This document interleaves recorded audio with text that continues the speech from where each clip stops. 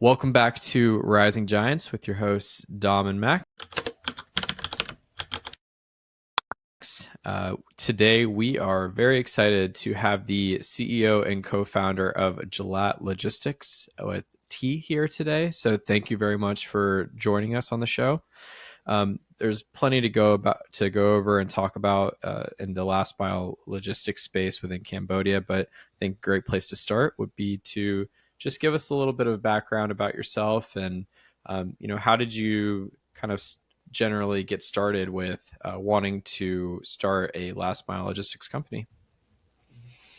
Thank you, Max and Dom, for having me. It's been a long time since we talked about coming on to the show. Now it's the time. Uh, so I'll introduce my name again. My name is Sou Sethey, or you can call me T. Currently, I'm the CEO of Jalat Logistics. We are one of the leading same-day delivery for retailers and logistic companies here in Phnom Penh. Um, so the interest and the really the uniqueness of the intention to really dive down into the startup space dates back when I was doing my top up degree in Manchester. So at the time, there was a curriculum in collaboration with the young enterprise, I believe. At the time, we were like asked to really run a startup and uh, take it off within the Manchester area. At the time, we were running. It's called Urban Nights MCO. We were doing a loyalty program for students to get access to discount at food and beverage industry. And for food and beverage industry, they can basically leverage those data to really develop menus for discounts and so on to ensure high and consistent foot traffic to their stores. Um, at the time, it was a fascinating experience because I was able to communicate with restaurant owners, students, potential investors, and more. Where we were doing everything first on hand, and it was really exciting. It's considered as one of the most exciting phase of my life, where I was able to onboard our first student, first restaurant, doing distributing the flyers across Mm-hmm. Manchester city centers, train station, everything, talking to everyone. It was a great experience. It was like you're in that gamified, living journey where you try to unlock each quest in the game, and that's really sparks my interest and it really pushed me toward startup development till now. Yeah. Mm-hmm. And so, during your time in Manchester and going through this experience, are there any memories that stand out to you that really created that experience for you to say, "I want when I return back to Cambodia, I want to Mm. pursue my own startup in the country." Mm. So basically, at the time, we were doing with different type of individuals. We needed some space and time to learn, to get to know each other before we get to work with each other. And at the time, it was like a great collaboration where I really enjoy talking to those people, started working with each other, and also got to network with different amazing individuals who's done great thing, and it really lifted up my energy and excitement every day doing it. So I think it was a really starting point where okay, this is what I wanted to do, and I want to continue it and start really pushing it in Cambodia. Moving forward, it was a project, more like a project, but then to really kickstart on having like a serious interest and commitment into building a startup. Uh, it was during our lockdown. with Puong and Lai. So at the time they were full on to become like a investment banker, but then with the uh, you know uncertain job market in the UK, and also with my convincing toward them on entrepreneurship as well, we decided to live together and give it a shot in entrepreneurship. And these people are closest, are one of the most like closest people in my life. So it would be great we can say things without needing to sugarcoat it, like straight to their face. Hey, you're doing it right, you're doing it wrong. So it's something like really a quality that really put us on the map as well. And at the time we were in lockdown, we jotted down like about 20 ideas to really start in Cambodia. uh, Wine subscription, auto leasing, insurance, you name it, e-commerce, grocery, delivery. But Yeah. what comes out ahead is last mile logistics, because we got to experience like the convenience, the level of convenience of receiving like online orders in the UK. So we want to bring it to Cambodia for Cambodians to achieve the same thing, and hopefully giving more development toward the sector as well, because it's one of the more like crucial sectors in the UK. So we see the same thing in Cambodia as well. Yeah. hmm Yeah, that's really cool that you were able to like start building a team and not have to worry about sugarcoating opinions or thoughts, and being able to get the raw, the raw opinions of others, because that kind of team collaboration is really crucial in a startup too. Because if you do go down the sugarcoating route, then things will just get harder to fix later down the line. So that's great that that you're able to build a team like that. And so Jalat came to be, the idea of creating a last mile logistics company in Cambodia. Can you talk to us about what the early days were like with this commitment to building the startup um, Mhm. and and being in the space as new entrants? Mhm. So at the time when we were in lockdown, we jotted down so many ideas around last mile logistics. But I would say all those brainstorming ideas almost uh, was not the reality that we think after we actually hire our first driver to really run the operation.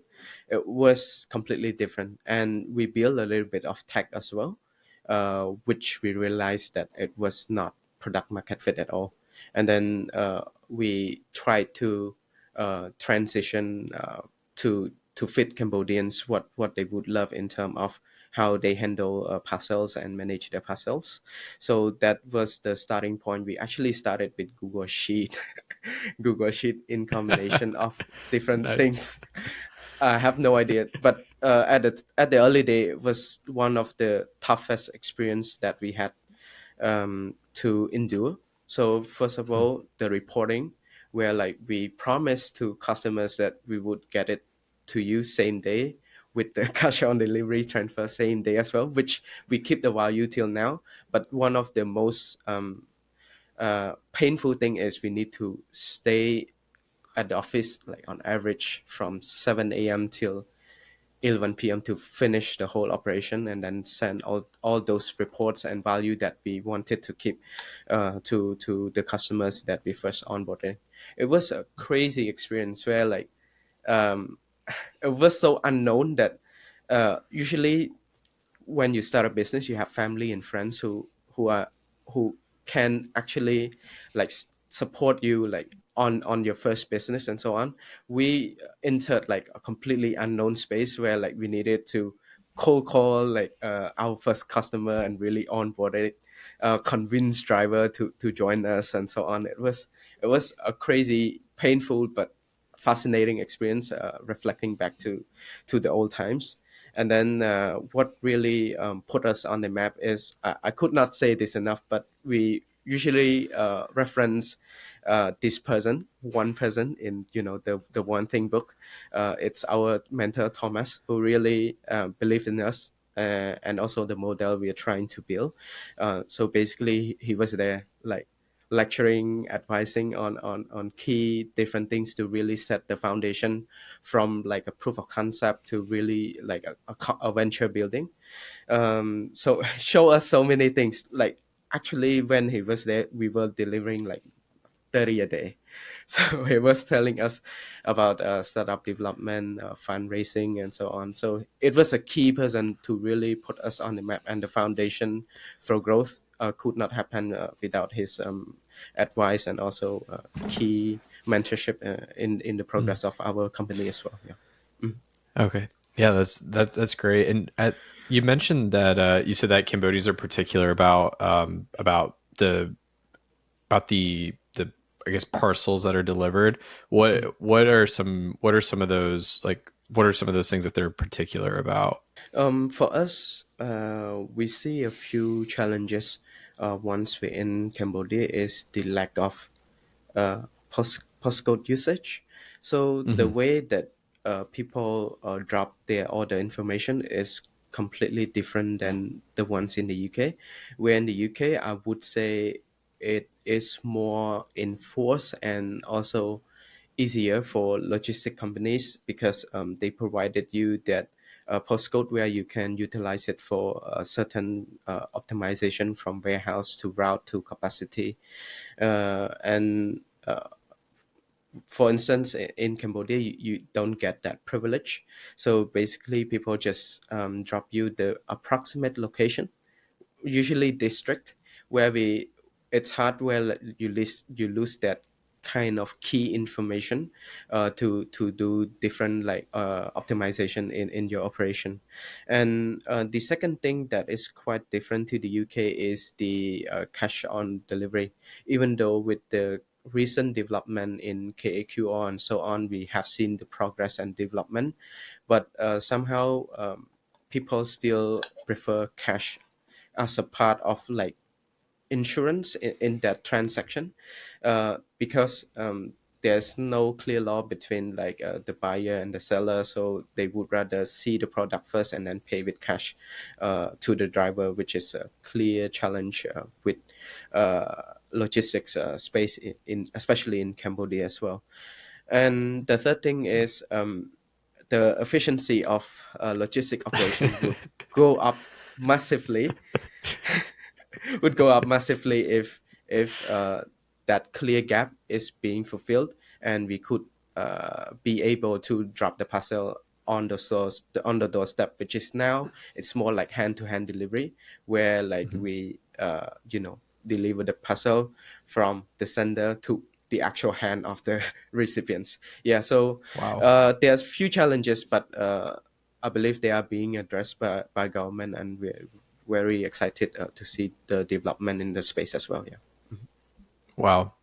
Yeah, I think that really puts into perspective how, especially in like the UK or US or other Western countries, how the expectation is if you order anything on Amazon, all you have to Mm-hmm. do is just you can track it, and when it comes to the door, you can just open the door and it's there. Mm-hmm. Rather than in Cambodia, where there's as you mentioned, there isn't the postcode service, so it's having to find a general location, get in touch with the individual, make sure that you hand them the package, they assess if the package is up to standard or quality, and then in that sense you would receive the money. So there's a lot more of a process that's in place where can see how that is a challenge, especially at this time. Mm-hmm. But it Yeah. sounds like with where you've started with delivering the 30 packages a day to where you are today, can you give us a little bit of a speed through on where the business is today, and yeah, giving a general overview of how you've grown the team? Mm-hmm. So at the time, we were having like really one driver doing all the deliveries, and now we should approach our first million parcel in the next year or so. That's what I believe. Um, it's been a painful but fascinating experience for us because there are a lot of bottlenecks that we need to achieve and also develop within operations to get there. Especially like I mentioned on the being able to get the location, we need to develop three sets of ways for people to give us the location before we made the delivery. So those bottlenecks, we would say, is the um, starting you know uh, I would say unit to our growth, but at the same time we also proud to develop something for the country where it can be a unique way of how they can be able to get their parcels delivered easier, but then in a sense quite different way where like we try to build to market fit those customers as well. And um, I think uh, the growth happened when we were really dive down into the operation where we understood the pain point of drivers, customers, and also the senders. We try to address each point and build a product market fit around it to ensure that it's the smoothest experience they receive on the market, and making sure people are aware of those experience really push our growth to the next level. So yeah. Mhm. Yeah, that's great. And I do have a question. So in the early days when you were, as you'd mentioned about addressing the challenges that the drivers faces or the drivers needs, Mhm. what was it like trying to recruit drivers and at the beginning? Like, what were some of the, what were some of the, I guess some of the teasers that you enticed them with to come join a new company? Mhm. So it was a lot of convincing. Back in the day, food delivery platform was on the rise. So the Mm. pay for drivers is crazy, and at the time we were struggling to actually hire drivers as well. So we did a lot of convincing, told them about our app and so on, how it would basically push their pay in comparison to all the delivery food platform. And also we realized that once we hit that threshold, things became easier for the drivers, uh, basically on the economic units of the deliveries. So we did a lot of convincing back in the days on like payment culture, where we're trying to head, and it's crazy how we needed to do that to our frontline drivers and stuff like that. But at the time, the market was crazy, so we did a lot of convincing from one driver, and then they stopped. We need to start like at least five to really uh, release or relieve the pain in operation and so on. So it's a lot of trying to understand from their perspective and trying to fulfill the needs that they want us to fulfill. That's how we really build our driver base. And Mm. the more like the as soon as the driver base became larger, it's like more of structured, it's more structured. So I think it seems it's not easy, but it seems doable than the first time we started the operation basically. Mhm. Mm. Yeah, and what would you say, um, like in general across delivery industries? What would you say the average driver contract time would be that they would stay with a company? Just to Mm, give an idea of like the challenges, especially on your side for hiring mhm. or having to So keep mhm. yeah to keep up with that demand. So I think usually most drivers stays for 6 months on average, I would say. But the best one probably go up to 2 or 3 years. But that is because they believe in how you build a company as well, how you grow the company, and how it will affect their pay rise and so on as well. Because uh, even though we don't want to say it, it's their main core value where like they want to be part of your company. And um, yeah, I think it's a bit harder for our space where like we need to do a bit of calling, and the drivers who coming in need to be screened a bit because they need to know the location. Even though we develop ways of getting location, there's still some context they still need to make and understand the mapping in certain area, like to really pass the probation to become like full-time driver. Looking at Jalat today versus what you were like in 2022, 2023, what would you say are like the key things that you've overcome that were big challenges before? So at the time we were having like a complete system at the time. So the main thing is letting many people know about it as much as possible, like how our system and app can help contribute to relieve the pain points that they have each day. I think it's the one of the main crucial part to our growth between last year and Hmm.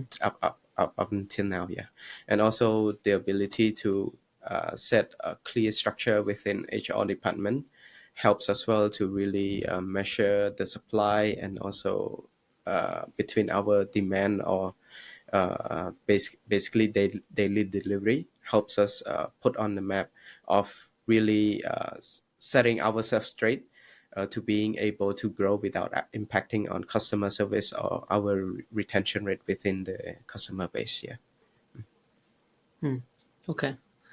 Um, and what would you say are some of the key like things, because you've gone from being like a startup to more a a business now with 50 to 100 employees. How do you like what are some of the methods you use to kind of keep that culture amongst the, because what we see at least is like in that first stage where you've got 10 to 20 people in a startup, Mhm. the culture stays pretty Yeah. secure because everyone knows Exactly. each other. But when you go beyond that and you go to like, let's say, up to 100 people, Mhm. what are some of the ways you kind of kept that kind of startup spirit alive? Oh yeah. So for us, for work, we usually do weekly meetings to really get to know the strength and the weakness within each department. But for culture building, we usually incorporate what we call therapy session within our company. Mm. So it's not actual therapy. We do drinks, we eat together, and so on. But at the time, what really kept the culture alive is the transparency, where like our employees and also our key team members can come to us and tell us anything within the company or within their life, basically. And we try to give advice to each other, and also try to avoid during the time as well of that therapy session where we name it. It's in a sort of like funny way where we Mm. have our own term of within the company, but that's where like we uh, push that transparency where they can release all their troubles, comments about certain parts in their departments and what needed to be changed. And we usually take those insights and discuss it within our weekly meetings. But then for our drivers, it's real. We keep it really close. Visit a lot, as about how their days have been, talking about certain like funny scenario where they face within their uh, uh, daily operation of actual delivering the parcel and so on. So there are so many things where we keep intact within the Mm. 100 people, but the main core value that we're trying to push is transparency within the team, either the front line or the back office. Yeah. Mm. Okay. And maybe just like looking out onto the future a bit, what would you say some of the key milestones will be for this year and next year? What are some of those goalposts that you're kind of setting for the team to reach? I think you mentioned you're going to hit your your millionth parcel, right, delivered. Yeah. At what point do you think you'll get to that? I think within Q1 next year, I would say it's a time where we will hit our first million parcel delivered. And yeah, I think that's one of the goalposts where like we're trying to reach. And the second thing within the founders team, we're trying to really compile the template operation to ready for scaling to another city, hopefully within Cambodia or Asia and Europe. We're trying to find one common ground where like it's most fits as well in terms of our capital and ability to reach. Yeah. Mm-hmm. And maybe just talking a little bit more about, because I think when people probably listening and they go, last mile logistics, it's quite a broad term. So what would you say is different about your model versus, if you go on to Grab and you want to just deliver a parcel to someone? I think with Jalat, you focus more on B2B as opposed to like these kind of on-demand services. So maybe you could just detail out like some of the key players are in the market and how you're all kind of differentiated. So for our model, we focus more on aggregation and keeping the logistic costs lower compared to Grab or Yum, where like they do on demand. But we are a bit, non-urgent item. We would say we would focus on fashion apparels, basically the e-commerce items that uh, Amazon or other big e-commerce as retailing basically. And the key differentiation of our company to other competitors within the same space is we set up our infrastructure quite different. So they focus more on deploying branch-based model, or basically, you've seen that pick up and delivery branches across district and city or provinces. For us, we focus more on mobile warehousing, where like we optimize our delivery to daily amount, so that it's more efficient basically to really parcel to deliver parcel. And we want to cut on the turnaround time as well by utilizing the data and not having something static or just stick at that one place. Yeah. Okay. And are there a lot of international entrants yet in the market? Like, you look at people like J&T or Ninja Van, like some of these big players in the region.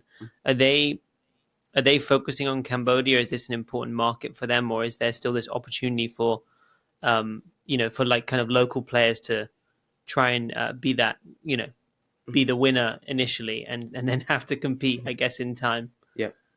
From what we see for J&T operation, because they have been here since I think 2015 or 16.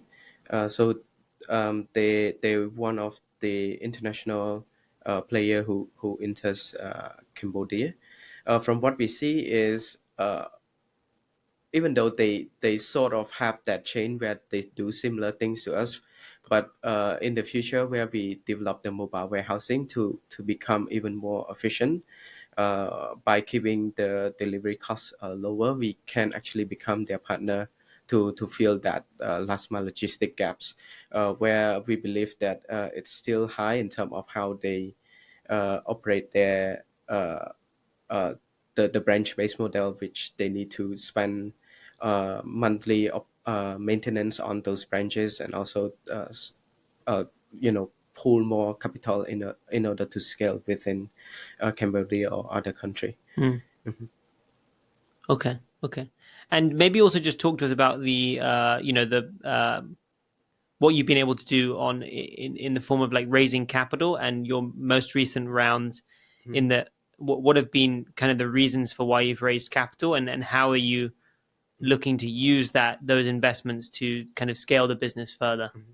So the reason why we raise, because we feel like it's the right time to utilize capital to grow further within Phnom Penh. So we want to be one of the most dominant player here in Phnom Penh. So that's one of the reasons why we want to raise capital, and we want to raise as well to really push the progression of mobile warehousing, because the recent experiment has shown us that we were able to cut out the turnaround time, and also be able to cut distance roughly 20%, and also have a positive impact to the planet by reducing carbon footprint by at least 50% as well. So we want to push that progression, replicate that model, and basically build a template operation to really do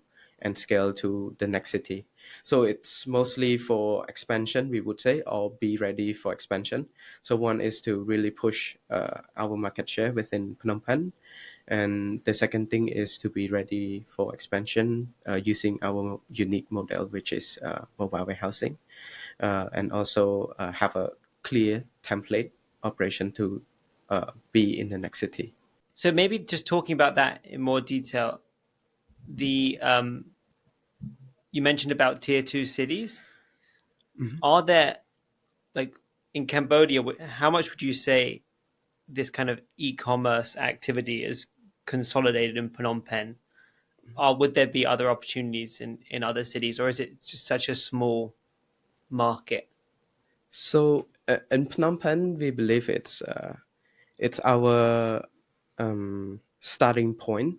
What we want to do is to set up our operation here, because we've been here. We understood what uh, e-commerce brands and other social sellers and social commerce want, and that's our operation starting here. But we want to prove the concept of mobile warehousing within the city of Phnom Penh. But the bigger picture that we want to look at is somehow outside, mainly in the city that most population already adopted the postcode use, and we want to be in that next city.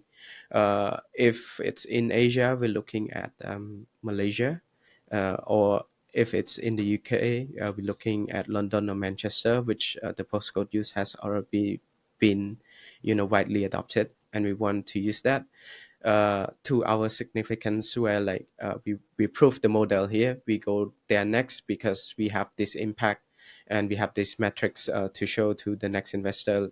We are ready to push the boundary within last mile model. Yeah. Mm-hmm. Yeah, it's interesting. Dom and I have had, quite a lot of the Cambodia founders on the podcast, and what we see is that there is just a handful that have been able to kind of go regional or Mhm. go international. What do you think some of the reasons are for why startups in Cambodia haven't quite managed to um, succeed in the region? What do you think needs to happen for that to be possible? Whether it's setting your holding company up in Singapore, Mhm. um, understanding just how competitive some of these markets are, and the access to capital and the human capital. So, just curious, how do you think about that? For me personally, what I see in some startups, they try to look at the other country, and like basically see one of the most dominant player in that country, and then they try to see their process and like truly replicate the process and do it in Cambodia. And I think when you do that, obviously you can succeed here in Phnom Penh, because it's new. It will relieve the pain points in certain ways of the demographics that they're going to serve. But then once you try to hit international, and show the investor, especially during due diligence, that the model that you're using is similar to this company, I think the likelihood of getting investment becomes lower, because it's not unique in a way where like an investor sees the return on investment fast, or see the potential acquisition that the next companies will do on your company that you're trying to raise. I think it's the idea of just replicating other company and do it here. Well, Do you have any startups in Cambodia that you kind of look up to as a model for how to scale and get it right? so for us, we we look up a lot into N.129 drivers. We believe it's one of the most, um, I think one of the best drivers culture, and also driver base there is. And every day for us, it's really to really improving our driver base up to that level as well. Yeah. Mhm. What is it about Nom that they've gotten right compared to other players in the market? I think uh, when I experienced food delivery, I basically love their service. It's great. You meet great drivers. They are very always polite, and um, it's timely. And also the app is very fit for us as Cambodians. We're quite familiar to the app, and yeah, I think the service and the driver base that they have done is from now like it's great. I think it's the best out there in Cambodia. And I guess so that's more on the food delivery side. Then Mhm. on the last mile logistics side, is there some of the pieces of Nom that you would like to emulate within Jalat as well? Whether that be through the mobile platform, whether that be through the driver culture that you're trying to build, or Mhm. that you are continuing to build in the business. Yeah, it would be great to hear a little bit about that. For us, we lean into uh, the driver culture. I believe they nail on that particular aspect. Uh, yeah, because of the experience that we got using Yum, because we loyal fans to Yum 24 as well, and uh, we we can see the incredible things they have done within the driver culture. Kind of starting to close out the section of the podcast, but uh, looking outwardly at the competitors that are in the last mile logistics space in Cambodia, what is it about Jalat that separates itself from the other competitors today in the market? Mhm. For us, we believe it's the service reliability. So we actually have a very healthy retention rate, and the lifetime value it's within years, because simply we are reliable at what we do, and we also listen to their feedbacks a lot in terms of how they want to push for service expansion or more flexibility in how they want to use it. And that is one of the key reasons why we want to raise capital, to really push that flexibility for our customer base, to have, like, now they can have the parcel delivered same day. They don't need to care about it. It's just one click, we do the rest. At the end of the day, they just track their daily report, and that is that. But we also want to push flexibility where, like, they can have their parcel delivered urgently as well, within 2 or 3 hours, or within the same shift, like morning to morning, afternoon to afternoon. It's a bit more expensive, but I think they're willing to be open to that as well, after a lot of feedback session we have had with them. And another, uh, I think most of the, yeah, transaction are easily tracked within the app. So I think it's one of the key reason why we can differentiate ourselves. And for fundraising, or on the bigger picture, it's the infrastructure we're building. It's simply different. We don't spend much capital on infrastructure, like deploying more branches, getting bigger and bigger warehouse. For us, we go in different route of trying to limit on those heavy capital assets where we need to buy and so on. We want to our operation to be more mobile but also efficient and within our parameter of the system as well. Yeah. Yeah, and to that last point too, creating a an asset light business and being able to drive that kind of efficiency is really key. And as you continue to grow the business, that that will also continue to keep on improving too. For yourself as CEO of the business, how has it been stepping into that role and being a first time CEO? Yeah. Have you? Yeah, that would be great to hear about that. Yeah. um I think personally, it has been a big change for me as a person, because there are things where you have never faced before, but you still need to endure and go through it. And sometimes it's been mentally draining and so on, to really keep up with those things. But I think the key thing, uh, especially for first time CEO, is to I recommend to really have mentors. So the person who has really been through it. So I think there will be incredible insights where they can share you and then go through tough times.